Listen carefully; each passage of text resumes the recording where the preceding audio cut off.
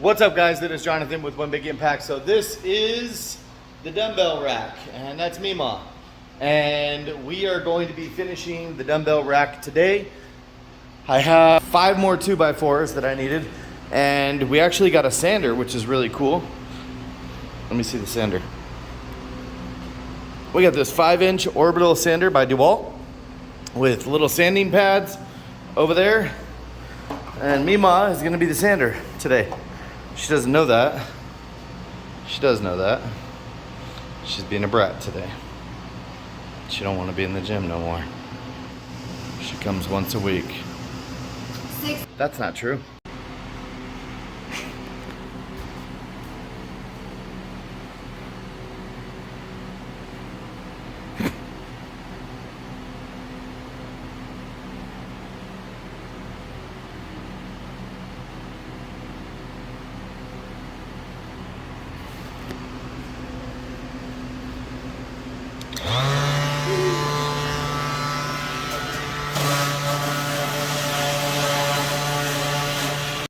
Okay, we've been working for what, like an hour or two? Yeah. So we got the bottom tray in, and I wanted to show you, I left some space here so that it didn't come all the way to the edge on the top, but I let the bottom one come all the way out so that you can brace your arm here while putting a heavy dumbbell under there, but not having to go under the so far. Now with the bracing on the top for the weight so that it doesn't bow over time, I came up with what I think is kind of an ingenious thing, but basically just a strip of wood here.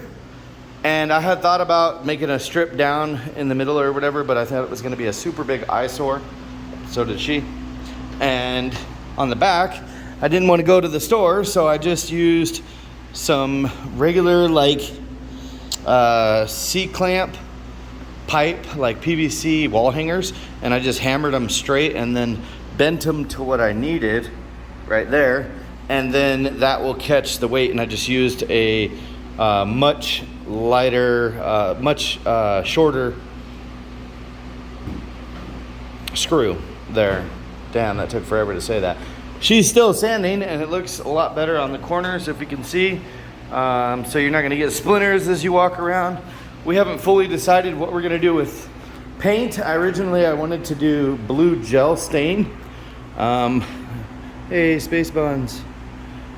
But now I'm thinking maybe black spray paint, which is pretty stupid. But the only reason I'm thinking that is because it's easier, it's quicker, it's not a more staged process, and it's less expensive. So I'll give you an update in a few minutes. On the bottom right there, I'm gonna do the same exact thing, but I'm just gonna put a little cripple stud down to the ground.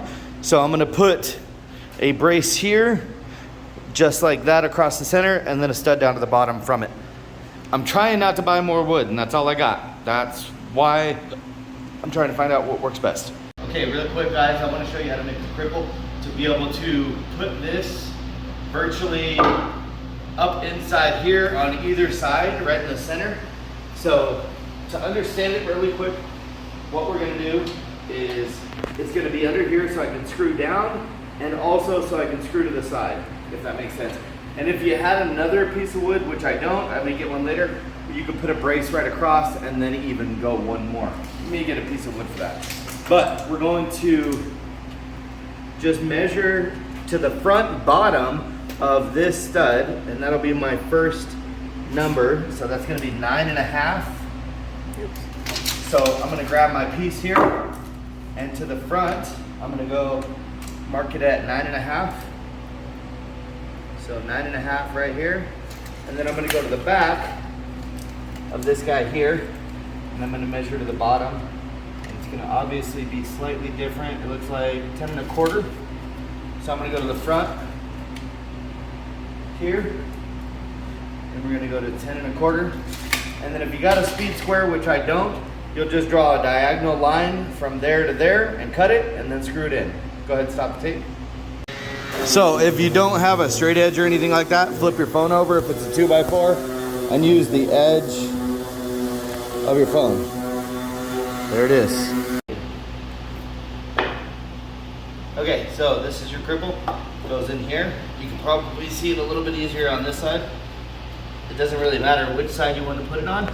All it is so that it'll bear weight without sagging over time. And that brace that I was talking about, you can put it across or on the inside. It's completely up to you. So I hope that information helps. Okay, so that looks like we're about finished. She's just finishing up some sanding right now, but we're gonna go get the black paint. We decided black spray paint. We're just gonna go with that to keep the cost down. I will give you a total cost list in the description below, as well as a cut list, which is kind of crazy. But I'll do my best, and we will put that in the link in the description below. Thanks for watching. If you get a chance, please like, share, and comment, and subscribe, and I'll show you at the end. And if I think of anything else I need to talk about, I will at that time. Thanks. Okay, so we're outside spraying. Always keep the can about 6 inches away if you can. If it's windy, probably a little bit closer. And long swipes, try not to make it run. Don't sit in one place too long. I don't know if you can tell, but we're beat, okay? It's all painted and we're getting ready to put it in place. I don't really want to talk about that in the freaking heat for like a million years.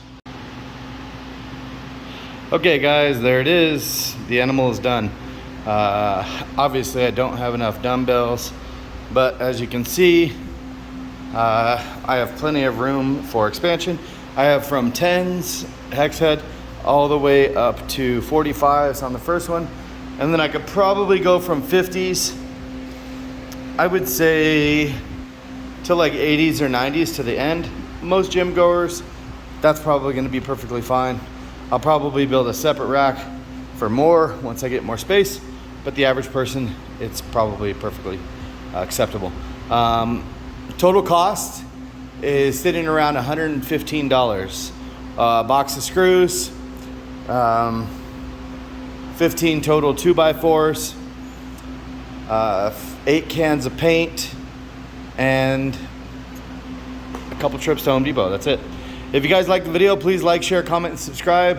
One thing I am going to do, and it probably won't be done by the time this video is done, but I may do an update, is I'm going to put some backlighting, probably some like blue LEDs, like the LEDs that are up there on the back side of that. So hope you guys like the video. Any tools or cut lists will be in the description below. Thanks guys.